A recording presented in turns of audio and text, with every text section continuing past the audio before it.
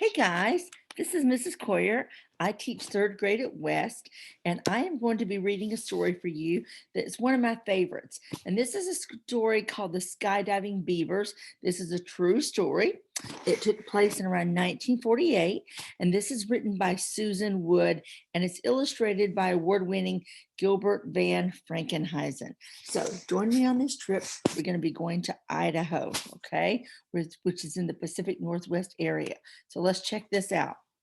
It all started when the folks of McCall, Idaho, realized they had a big problem, a big beaver type problem. McCall in Idaho's woodsy back country was a lovely place. Trees so tall they touched the sky, crisp mountain air, oh, that sparkling blue lake. Swimming and hiking in the summer, skiing and snowmen in the winter. Who wouldn't want to live there? People rushed to build homes and lodges on the shore, docks for their sailboats and canoes, and they paved roads to get to it all. Doesn't it look lovely? Well, the trouble was the lakeside land had already been claimed. For decades, centuries even, beavers had been the only ones doing the building there. Beavers feel right at home on land and in water. And for protection from critters, they think that they'd make a tasty snack. Beavers build dams. Then they hide in the deep water behind the dam. Beavers build their dams with wood that they harvest by gnawing down trees. Lots and lots of trees. Well, now the beavers had a problem too, a big problem, a big people type problem. Where the beavers once built their dams, now there were boaters and swimmers. And where the beavers once gathered wood for dams and food, now there were houses and people. So there is a problem. Will they be able to get along? Hmm. And where the people tried to drive their cars, now water flooded the roads because of the dams. Where the people wanted to enjoy their backyard views, now trees toppled left and right thanks to all that gnawing.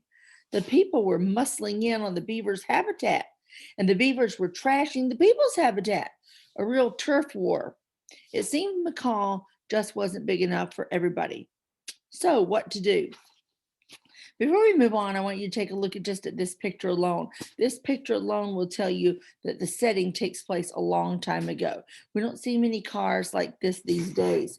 So this story takes place in around 1948. This is the type of car that you would typically see in 1948. It's the old version of the SUV. This is like an old station wagon. This would be real vintage now. Well, one man named Elmer Heder, he had an idea. Elmo had a lot of experience with beavers, working as he did for the Idaho Department of Fish and Game. He knew just what beavers needed to live happily and peacefully: wide open spaces with plenty of trees, loads of rivers and creeks, and absolutely no people around. Well, Elmo knew of a place just like that. It's called the Chamberlain Basin. It was many miles away, acre after acre of deep, dense forest, fresh mountain streams and ponds, pure wilderness, untouched by humans, a neighborhood where the beavers would feel right at home. Sounds like beaver's paradise, huh? But Elmo had a big transportation type problem. How do you move a bunch of beavers to a place with no roads, no railway, no airport, and no bus station? Hmm, good question. Elmo thought about using horses or mules, and he could round up the beavers and put them in cages. He could load them on the pack animals and hoof it a few days into the wilderness. But Elmo knew that long, rough trips would make beavers mighty grumpy, and that horses and mules would get spooked and ornery when loaded with unhappy beavers. No, beavers, horses, and mules, they just don't mix. Then Elmo remembered the piles of parachutes left over from World War II, which had ended just a few years before. What if he dropped the beavers from a plane? Skydiving beavers? Well, why not? Elmo had his plan.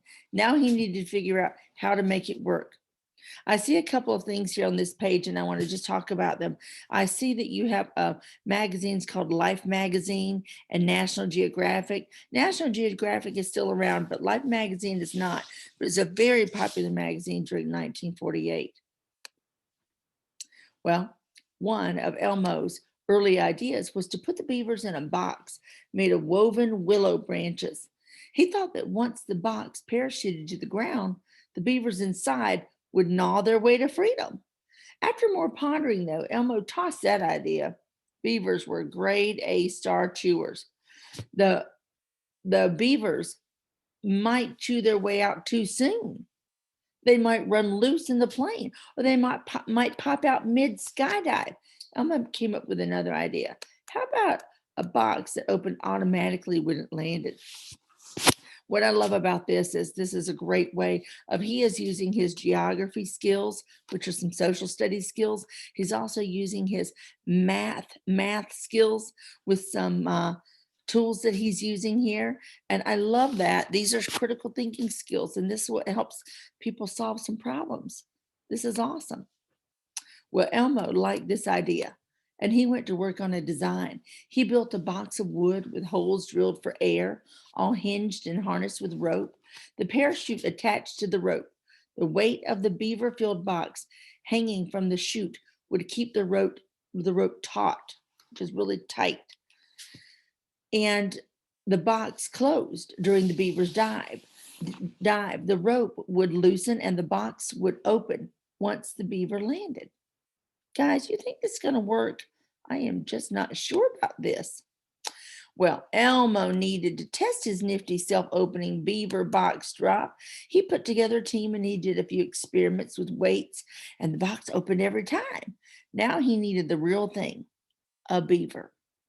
Elmo corralled an old male beaver into the box, and he named the beaver Geronimo. So you can see over here, this is the plane that he's going to be dropping this beaver from. You can see the air holes. Let's see if Geronimo cooperates. I don't know. Well, Elmo fastened a parachute to that box. A pilot took the box up in a plane.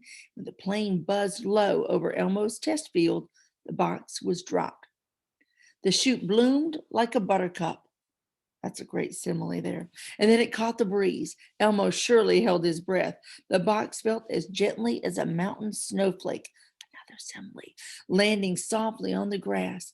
And the box sprang open and Geronimo scrambled out. The parachute plan worked.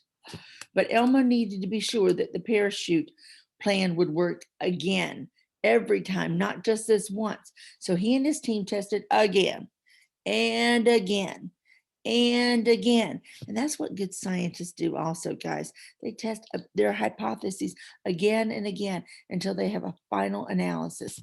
Well, after a while, it seemed Geronimo was growing to like all the skydiving. Each time he touched down and the box sprang open, he'd scurry out.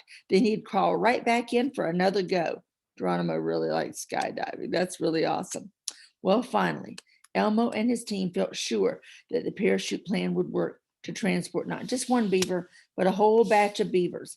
It was time to put the plan into action. So that fall, as the leaves changed from green to red, the team rounded up bunches of beavers from a call, and they packed the beavers into the boxes. They loaded them onto the plane, and they headed for the Chamberlain Basin. Will it work? Fingers crossed. The pilot buzzed low over the thick forest, looking for the grassy meadow the team had selected for the drop. There it was. The team readied the chutes. 3, 2, 1, now! The chute swooshed open and beavers fell from the sky. They wafted like falling leaves on the autumn wind to their new woodsy patch of paradise. And the first to hit the ground, you know it, Geronimo, with his nose leading him to water. There he and the other beavers could build a happy, peaceful home. So the author writes you a note here.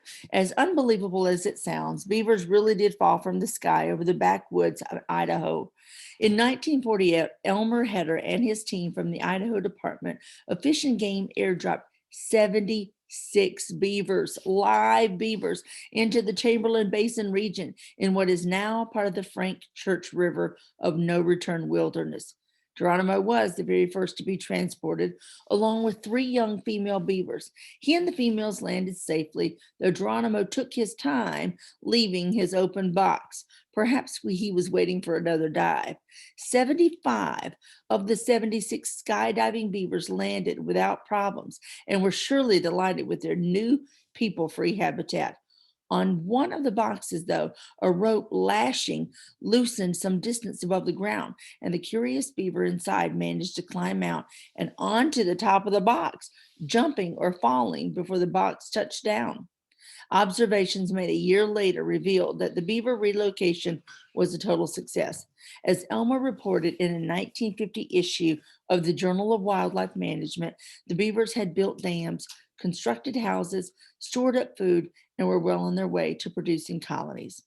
Well, Elmo's beavers' relocation by parachute was an inventive idea in 1948. It likely wouldn't happen today. Scientists have since learned that beaver communities can be good for the environment, providing habitat and food sources for other wildlife and helping with water management. So these days, people find ways to get along with their neighborhood beavers. There's a place called Martinez, California, and they have a male and female beaver that built an enormous dam across a local creek and chewed through willow trees and other city landscaping. So when the city council wanted to exterminate the beavers because they feared the dammed creek would flood, Martinez residents organized to protect the animals. The problem was solved by running a pipe through the beaver's dam to control water levels and flow. Thanks to the beavers, Alhambra Creek, once a fairly lifeless trickle, was transformed into a series of dams and ponds that are now home to a wider diversity of wildlife, including various fish, the North American river otter, and mink. Though we may not transplant beavers anymore, it's still fun to think that the descendants of Daredevil Geronimo and his fellow skydiving rodents are likely alive, well, and happily gnawing deep in the wilds of Idaho. So I hope you guys enjoyed that story. I think it's just a fun story. A lot of the parachutes came from paratroopers from World War II. And some of those were the ones that flew over D-Day. So they had a lot of those parachutes left over. So it was fun to put those to good use. And I love how science has changed and how we've learned so much more since then. I hope you enjoyed this story. I do have this book in my classroom library. If you want to ever stop by and see these pictures up close a little bit more, feel free to do that. But I hope that you enjoyed this story, and I hope that you enjoy your day. And happy reading, guys.